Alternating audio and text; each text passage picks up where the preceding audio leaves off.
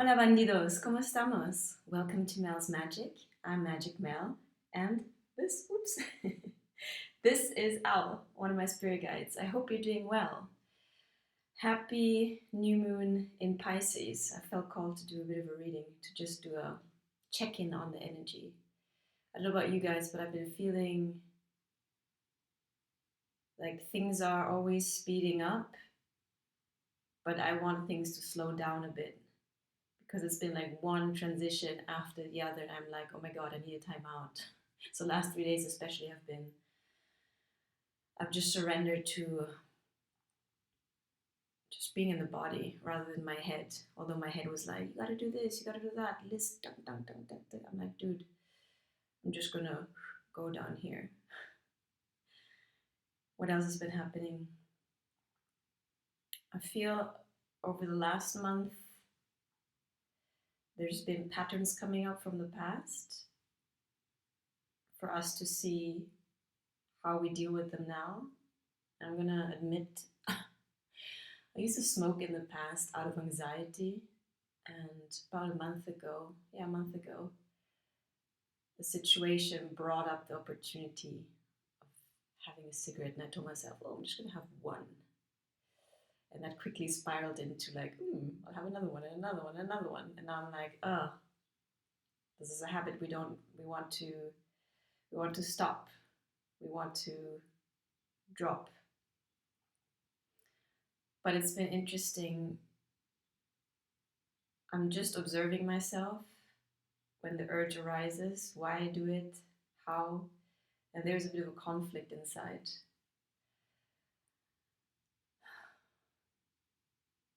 Some of you may know I'm doing an amazing coaching course. So I'm actually coaching, and I'm also receiving peer coaching from my peers. And it's been interesting. We went down to see what the underlying intention could be of this habit, because believe it or not, all of our defense mechanisms and habits or addictions actually usually have some kind of self-soothing intention that might work in the moment, but as you know, with any addiction, further down the line, it causes an even bigger problem. So I went inside and asked what was the underlying intention, and I figured out, hey, I want to have a break. I want to, quite ironic, have a breather, have more playtime. And that really brought me to kind of come back to base, because I feel it's so easy to lose ourselves in the production line of things to do. And literally, I'm rebelling against that this entire weekend. I'm like, I just want to be content where I am right here, right now. There's always going to be something else. There's always going to be desire. There's always going to be something to work towards. But how about coming from a place of contentment? So I really shifted that and noticed, the link with smoking was putting this pressure on myself, the pressure to perform again. And that is an old wiring of mine, the perfectionist wiring, the proving myself. And I feel it's a double-edged sword now, because I do have ambitions, but I really want to check in with myself. Where am I coming from? What kind of energy am I coming from? What is the underlying intention? Because it can easily steer towards proving my worth, being at the center of attention. Yeah. The other source which I want to steer towards is actually just embodying myself freely, expressing myself freely, and sharing that with the world. So I feel it's always a double-edged sword. And likewise, expressing ourselves from a place of joy and pleasure and a sense of playfulness rather than willpower, effort, struggle, proving ourselves. It's a complete shift in energy. And I want to be very aware of that. And one way of doing that is obviously going back into my body, because my body tells me when something is off. It's a double-edged sword, guys. I guess it's an eternal like balancing act, no? But I'm trying my best to just come from a place of contentment, because when I'm in that space, I'm more present and I'm able to appreciate what is right in front of me rather than being caught up in my head that is projecting towards the future and pulling me towards the future out of the present moment. And I realize when I'm present and I'm content and I appreciate things, I literally come across things that I didn't even notice before that I had. You know, it can be objects, belongings, memories. It's a kind of pause to let the proverbial dust settle. And I really cherish those moments. And I thought to myself, hey, Pisces is dreamland, no? So let's allow ourselves a little bit to go into that dreamy state, that liminal state between earth and our imagination, fantasy. I love that liminal space. And especially today, my urge has been to just be still, to not want anything, actually. To just be here and be still and come back to my own energy, which also made me reflect on memento mori. You know that expression, no? It's a reminder that we're perishable, there's a better word. We are mortal. Our life is fleeting. And the fact that we're born alone, although we're, born through the vessel of our mother and this family around, and with all kinds of interactions throughout our lives and relationships, but the one constant is yourself. And I just want to cherish being with my own energy, appreciating my own energy, getting to know my own energy. Because that's the one thing that's going to be with me until the day I pass. So what does it mean? What is our essence? My essence, the one I've distilled, is joyful creation. That's when I feel the freest, in that state, that frequency of lightheartedness, of expansive joy, of playfulness, and I strive to always come back home to that essence. And when things in the 3D and our day-to-day pulls at that energy, if I feel the pulling too strong, I come back to base.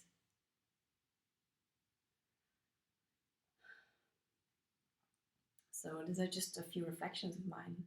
But let's see what the new moon energy brings for us. I'm using my beautiful Egyptian tarot today.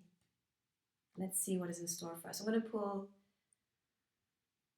let's pull 3 cards from this deck, okay? Calling on my angels, spirit guides, and ancestors, and all the Egyptian gods. Asking for guidance. What energy are we asked to embody with this new moon in Pisces? The dreamer.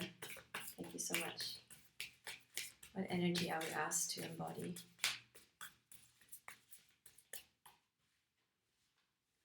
Notice spring coming up because the sun is higher. The days are getting longer. February is this transitional month, no, between the end of winter and the beginning of spring. And I guess Pisces, the new moon in Pisces, is this soft transition, this slowing down. Our energy for new moon in Pisces.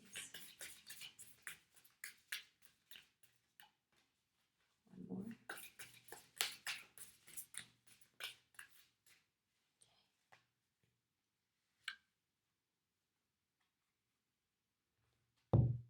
So we have, let me see how to say it in English. Bube der Münzen, the knight, the Knight of Pentacles. There we go. So the Knight of Pentacles, very fitting for this slow and steady transition. It's a very steady energy. It's a consistent energy. It asks us to stick to our routine regardless of maybe what feels like nothing is moving. Things are always moving in the universe, no? And sometimes, well, often the universe is synchronizing and orchestrating things behind the scenes, so to speak. And what is required of us is to just keep on doing us, keep on coming back home to our own energy, keep on doing things that bring us joy. Those of you who followed my videos for a while, you know that one of my mantras is, and it's actually Thoth, the Egyptian god, who asked that at the end of everyone's life to pass, in order to pass into the other world. Did you bring joy? Did you find joy? So joy is essential in terms of frequency, in terms of creation, in terms of coming back to home base. Because what your joy looks like is different from mine and from everybody else's. It can take any shape or form, but it's for you to find out, what is it that brings you joy? How does joy feel like? So feel the joy coming down. Bask in your own energy. Take it steady. Smooth, gentle flow of joy through this new moon in Pisces. Let's pull two more. What is our challenge in this moment of transition? What is our challenge?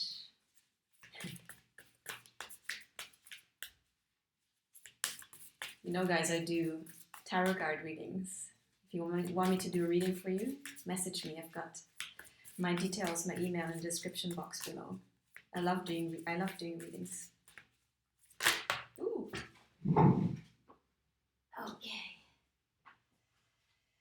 So we've got the Nine of Cups in reverse. I see Nine of Cups in reverse. The Nine of Cups upright has a lot to do with a fulfillment, with achieving our dreams, with literally the 9 cups of our fulfillment being filled one by one through our own efforts and through the co-creation with the universe. Now in the reverse, we talk about challenge. I feel that the challenge lies in trusting that all of our cups will be filled. Maybe not at the speed or in the kind of order that we willed, that we set out to do. But there's always divine timing, and the universe has listened and heard our prayers, our desires, but it knows what is best for our own expansion, because at the end of the day, that's what the universe wants. It wants our own expansion, and it brings us opportunities, challenges, experiences that allow us to expand. So, do we trust the universe to fulfill our desires in divine timing? Or do we struggle against it and kind of go with the head against the wall? It's time to trust. Go back to our own energy. Do the routines that we know are nurturing and that keep us grounded, and trust that one by one, doing one thing at a time, we're putting out the right energy for the universe to co-create the fulfillment of our desires. Patience. Another thing. Okay, last one. What is the opportunity? What is the opportunity coming in with this new moon in Pisces? Okay. Ooh, the opportunity is the Queen of Pentacles upright. And the Queen of Pentacles is abundance in the earthly sense and in the heavenly sense. I like the Muslim goddess of Khadija. She's like Lakshmi in the Hindu culture, the goddess of abundance. So similar to the Empress, the Queen of Pentacles talks about our innate capacity to create the abundance that we actually are. Abundance doesn't lie outside of us. We are abundance. But sometimes or often we put up blocks and resistance that keeps the abundance away from us. That's why, like I said earlier, for me, coming back to stillness, coming back to base, so to speak, and shifting my attention to what is right here, right now, and achieving, allowing for a sense of contentment, that is the Queen of Pentacles. Because ironically, when we're content with where we are, when we accept where we are, when we appreciate where we are, that actually opens, we're letting go of resistance, and the universe can bring in more of what we want. So the opportunity is to embody the Queen of Pentacles and look at her hair smelling a rose in the beautiful sunlight, pregnant with ideas and new inspiration. It's all within us. So take a pause with this new moon in Pisces and go back to your home base, which is here. What does your joy feel like? What does stillness feel like? What does a sense of safety feel like inside of you? It's only when we feel and create that within ourselves that we can experience it outside, because as within, so without. Esoteric knowledge. Okay, let's pull a quick card from the Moonology deck. Dear beautiful Haniel, do you have any message for us in this incoming new moon in Pisces? Thank you so much for your guidance. Thank you. Okay. Work through your fears. I guess it has to do with these patterns that have been coming up, no?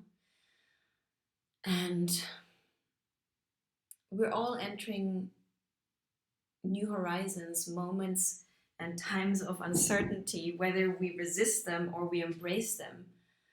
And when we step out of our comfort zone, that is when the mind cannot project a familiar, or actually tends to project a familiar past into the future. And usually our fears are activated because it's like, oh, this is unknown. I cannot predict what's happening. And your mind goes in overdrive.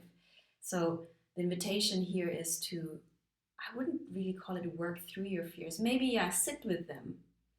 Allow them to be there. Understand them. Listen to them. Listen to what they have to say. And then assign them their spot in the transport, in the vessel of your soul. But try not to let your fears run the show, because that's just us biting our own tail again and going backwards into contraction. Remember, expansion is the higher frequencies of neutrality, passion, freedom, love, joy. All of the good stuff is expansive energy. If we go down pride, jealousy, fear, anger, shame, guilt, that's contraction. So let's try to allow for our fears to be there, because I'm so done with rejecting and suppressing things. I want to just be big and wide enough and aware enough to hold space for them, but then release them also. So that's Haniel's advice. And from the Oracle deck, dear beautiful Oracle, any message for us in a new moon Pisces? Thank you so much. Ooh, that was fast. Ooh, we're talking about joy. Peaks of joy. 33. Again, the question is, what brings you joy? And it doesn't even have to be the big things. I mean, today, literally cooking my leek soup, watching my cat snooze on the couch, hanging the laundry in the sunlight. I'm after the simple pleasures in life nowadays. I want to be there for the small things, because I feel if I cannot be there for the small things, the big things will escape me. And to be honest, life is made up of small, precious moments. Can we enjoy, literally be in joy in those small moments and appreciate them? In the mundane, there's a sacredness in the mundane. So let's wipe our eyes and put on the filters, our glasses, and find, create, and allow for these moments of joy. That can build up, obviously, into bigger peaks, but let's appreciate the valleys also, and the entire panorama towards the peak of joy. How about that? I feel complete. I wish you a beautiful new moon in Pisces, gentle, transitional, loose in our garment of our ego's identity, and observant and aware of what is right in front of us. Appreciate the little things. Bring them to life by beholding them with your awareness. And I've got your back. This is Mel's Magic. If you want a reading from me, contact me. And if you want one-on-one coaching, I am your joy coach. C'est moi. Okay, wishing you all the best and see you for the next episode.